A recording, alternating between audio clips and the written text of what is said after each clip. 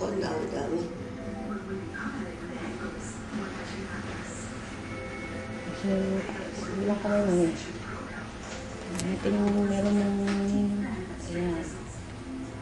Pakilap ako tayo ng ospital. Ha? Yung ospital para makilala. Pakita ko to. Hindi ko alam po itong machine ito. Kasi alam nito.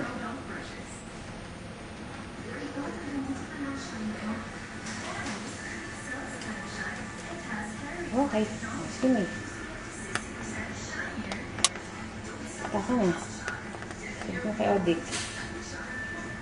Sige na. Sige ka sa kanya. Masabi mo sa kanya. Sabi mo. Ano? Sige na ni. Anong sasabihin mo kay Odik? Ha? Anong sasabihin mo kay Odik? Nandiyan sabihin ko na. Oo. Odik, ito na ako, magaling-galing ako ng konti. Pero nagpapagaling pa ako dahil bawal pala akong lumas eh. Yun na, tama na. Eh, sabihin mo, ano sabihin mo sa kanya? Sabihin mo, uminom din siya ng gamot niya. Ha? Sabihin mo, uminom din siya ng gamot niya. Odik, uminom ka rin ng gamot mo dahil mahirap naman kung wala ka. Hinahanap-hanap din kita gabi-gabi. Sabihin mo, kumain siya sa oras. Kumain ka rin sa oras, Odik. Wala naman kami pag-aaral ako, di kayo lang mag-iinit. Sige, okay naman yan. O, kumusta si Daddy ni? Ayun din, isa pa rin yan. Ayun na, awa ko nga. Ayoko na nga pababayin, baka madapa. Kaya nga inaalalayan natin, di ba? Inaalalayan natin. Susunod siya magpapacheck up natin pagkatapos mo. Patingnan natin si Daddy. O, kailan ka uwi? Sabihin mo sa kanya. Kailan ka uuwi, Odik? Hindi, ikaw, Mi. Kailan ka uwi? Di ba uwi ka na? Sino? Ikaw, sabi ni ate, uuwi ka na, di ba? Baka bukas daw. Tanghali, di ba? Hindi, ayun ko lang ang doktor. Kung gusto mo lang uwi, sabihin mo, wala ka na nararamdaman. Pero may nararamdaman ka ba? Tama, ibali na. Hindi, ano masakit sa'yo talaga? Sabihin mo kay Odik, si Odik naman to eh, para at least alam niya ang Yung mga, yung dalaw kong tuhod, yung buto-buto ko. masakit. Parang ayaw ng ano dati. Gumiginhawa ka ba pag yung nilalagyan ng mga pangpahid-pahid? Gumiginhawa ka? Tama, Para sabihin natin sa kanya. Nakasara ko yan. Nakapatong ito sa dalawang una na malaki. Oo, para nakataas, para ano yung dugo umadami. Para nga mataas.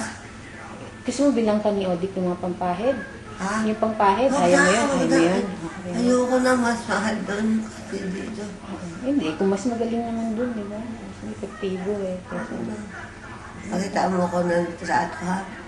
sabihin mo kay Odik, si Odik, padalang kanya ng litrato.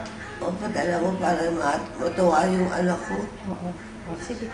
Litrato natin. Padala natin sa kanya. Sige, papadala ko lagi ng mga bata. Nadadalang ko ng litrato. Siya, gusto mo ng litrato niya? Oo.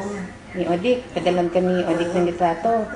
Sige, sabihin natin. Sabihin mo sa kanya. Sabi nga ni Odik, kaalis ko lang kahapon. Ngayon may sakit na ang mami. Oo, ito. Pati boses ko wala na. Oo. Nandidinig mo. Marinig ka niya. Wala akong alam kumain.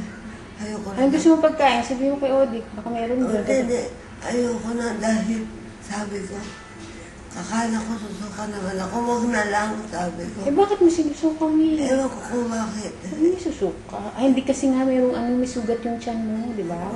Yun ang ginagawin ngayon nandun. Oo, ginagamit. Kaya lagi ka kakain sa oras. Ha? Kaya para dapat sabi, simula ngayon pag gumaling ka lang, mami, kakain ka ng alas 12 o alas 12. Oo, may oras talaga, may. Tapos magmerienda ka kahit mga crackers.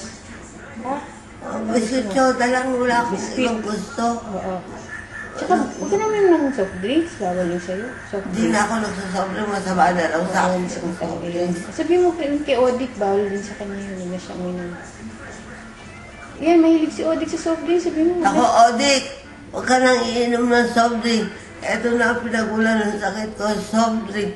Hindi ako makakain kung wala soft drinks. Ayan, parang hindi naman siya uminom ng soft drinks. Ano pa? May sasabihin ka pa? Sabihin mo, dumalaw si Carol sa'yo. Ay, Odik, nandito si Aileen, pati yung bata kahapon. Kinuha nga ni Beverly. Tuwa nga si Beverly. Ang husay ng ni Karel kumanta ang usay pala ng anak ko kumanta. Sa Mahala tatay sa niya. daddy niya. Oo, mahal sa daddy niya. Palakpakan daw mga tao.